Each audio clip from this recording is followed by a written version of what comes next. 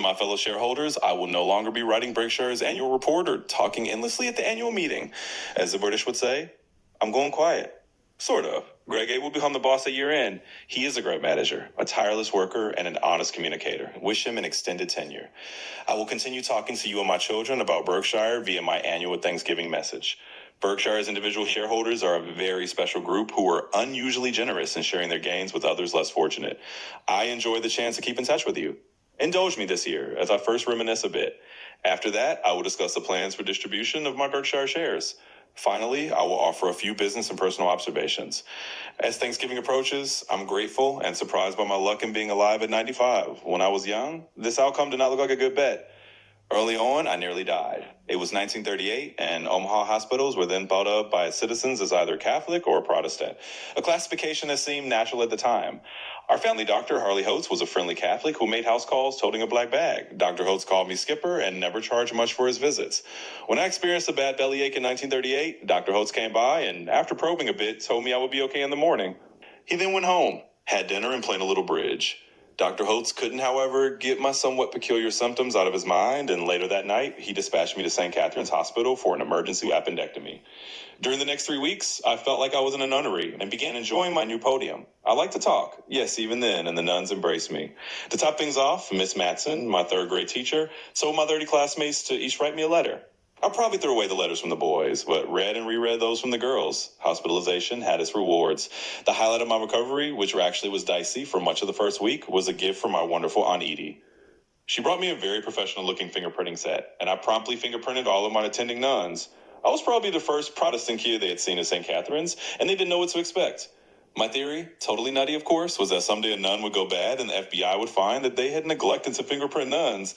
The FBI and its director, J. Edgar Hoover, had become revered by Americans in the 1930s, and I envisioned Mr. Hoover himself coming to Omaha to inspect my invaluable collection.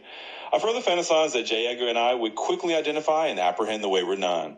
National fame seemed certain. Obviously, my fantasy never materialized, but ironically, some years later it became clear that I should have fingerprinted J. Edgar himself, as he became disgraced for misusing his post.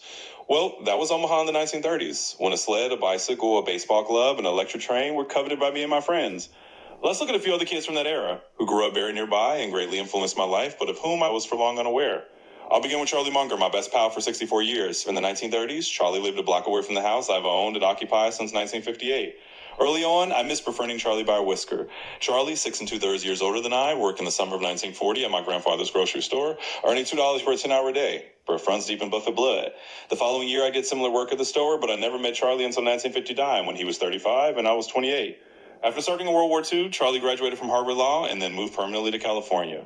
Charlie, however, forever talked of his early years in Omaha as formative.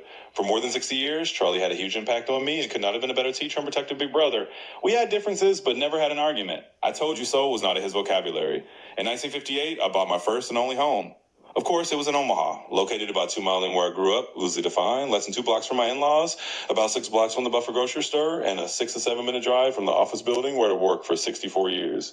Let's move on to another Omahan, Stan Lipsey. Stan sold the Omaha Sun newspapers, weeklies, to Berkshire in 1968, and a decade later moved to Buffalo at my request. The Buffalo Evening News, owned by a Berkshire affiliate, was then locked in a battle to the death with its morning competitor who published Buffalo's only Sunday paper. And we were losing. Stan eventually built our new Sunday product, and for some years, our paper, formerly hemorrhaging cash, earned over 100% annually pre-tax on our $33 million investment. This was important money to Berkshire in the early 1980s. Stan grew up about 5 blocks from my home.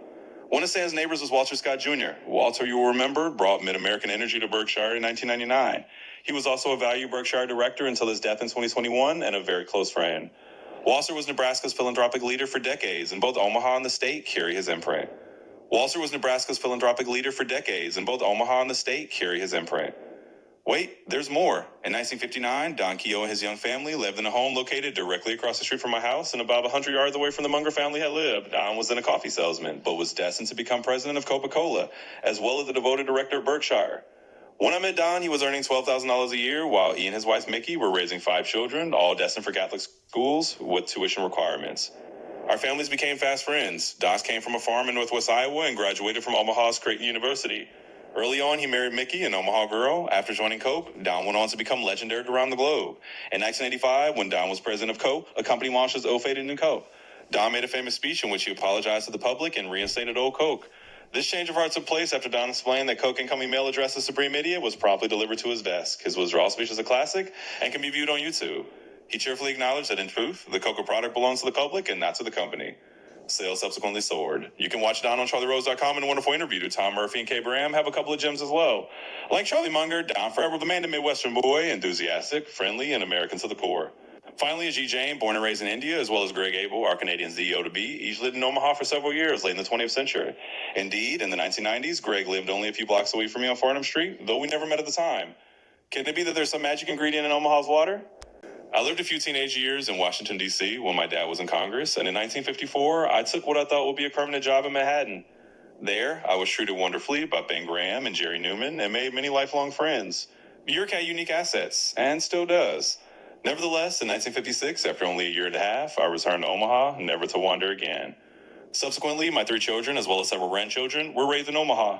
My children always attended public schools, graduating from the same high school that educated my dad, class of 1921, our first wife, Susie, class of 1950, as well as Charlie, Stan Lipsy, Irvin Moran Blumpkin, Ulrikita Growing Nebraska Furniture Mart, and Jack Ringwald, class of 1923, who founded National Indemnity and sold us to Berkshire in 1967, where it became the base upon which our huge PC operation was constructed. Our country has many great companies, great schools, great medical facilities, and each definitely has its own special advantages along with talented people. But I feel very lucky to have had the good fortune to make many lifelong friends, to meet both of my wives, to receive a great start in education in public schools, to meet many interesting and friendly adult Omahans when I was very young, and to make a wide variety of friends in the Nebraska National Guard. In short, Nebraska has been home. Looking back, I feel that both Berkshire and I did better because of our base in Omaha than if I had resided anywhere else. The center of the United States was a very good place to be born, to raise a family, and to build a business. Through dumb luck, I drew a ridiculously long straw at birth. Now let's move on to my advanced age. My genes haven't been particularly helpful. The family's all-time record for longevity was 92 until I came along. But I've had wise, friendly, and dedicated Omaha doctors, starting with Hurley Holtz and continuing to this day. At least 3 times, my life has been saved, each with doctors based within a few miles from my home. I've given up fingerprinting nurses. However, you can get away with many eccentricities at 95, but there are limits. Those who reach old age need a huge dose of good luck, daily escaping banana peels, natural disasters, choker distracted drivers, lightning strikes, you name it. A lady luck is fickle and, nor the term fits, wildly unfair. In many cases, our leaders and the rich have received far more than their share of luck, which too often the recipients prefer not to acknowledge. Dynastic inheritors have achieved lifetime financial independence the moment they emerge from the womb, while others have arrived facing a hellhole during their early life, or worse, disabling physical and mental infirmities that robbed them of what I'd taken for granted. I was born in 1930, healthy, reasonably intelligent, white, male, and in America. Wow, thank you, Lady Luck. My sisters had equal intelligence and better personalities than I, but faced a much different outlook. Lady Luck continued to drop by during much of my life, but she has better things to do than work with those in their 90s.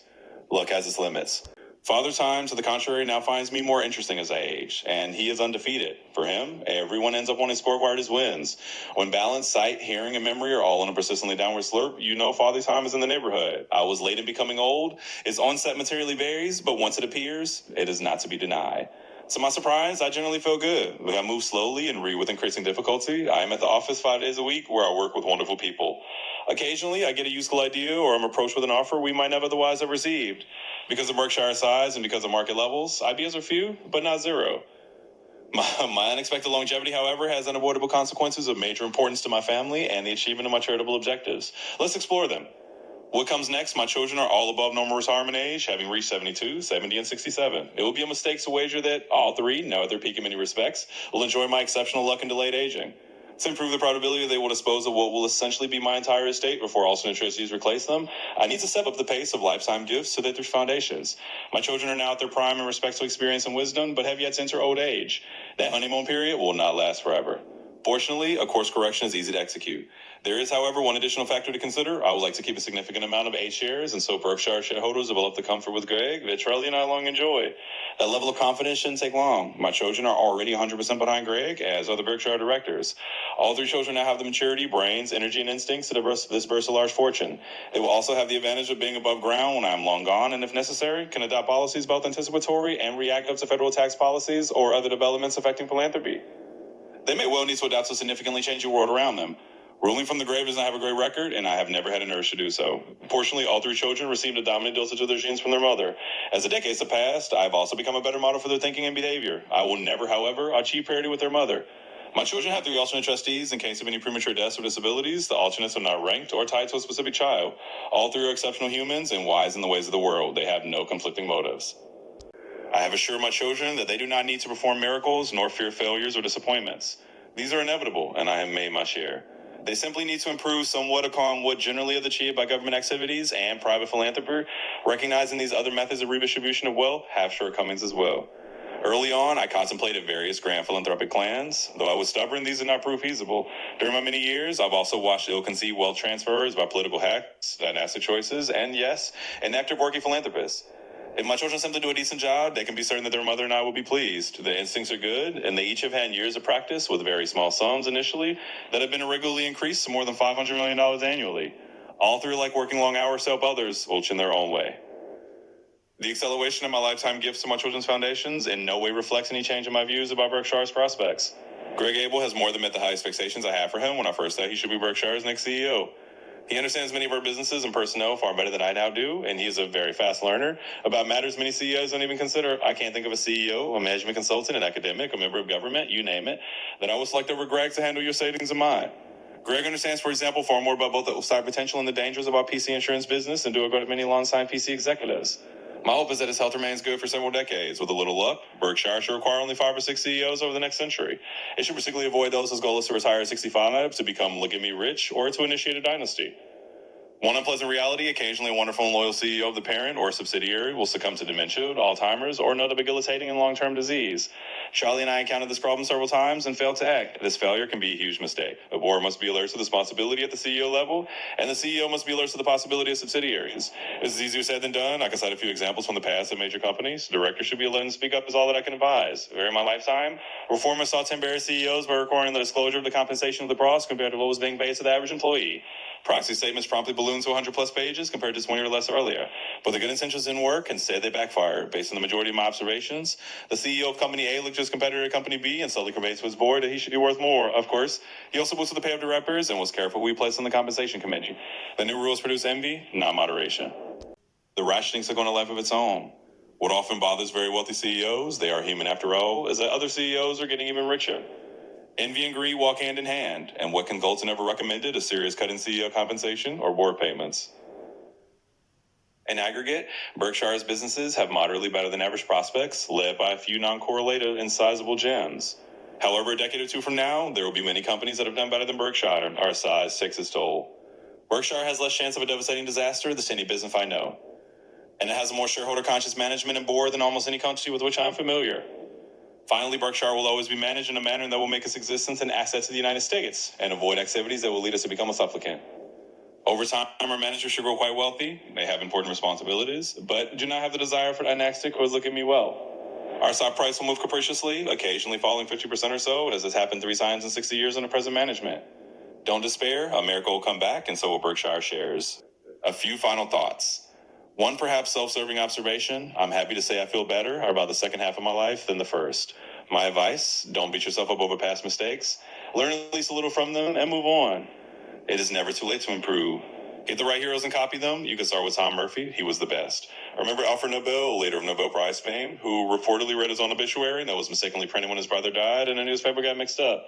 He was horrified at what he read and realized he should change his behavior.